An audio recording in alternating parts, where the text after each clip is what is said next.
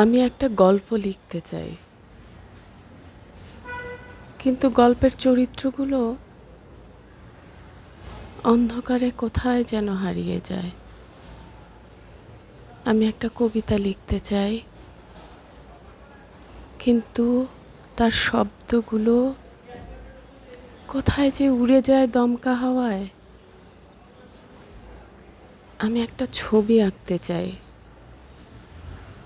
কিন্তু রঙগুলো যখন জলে মেশায়, সব রঙগুলো জল হয়ে যায়। আমি একটা জীবন গড়তে চাই, শুধু মৃত্যু এসে কড়া নেড়ে বলে, আছি আমি তোমার অপেক্ষায়।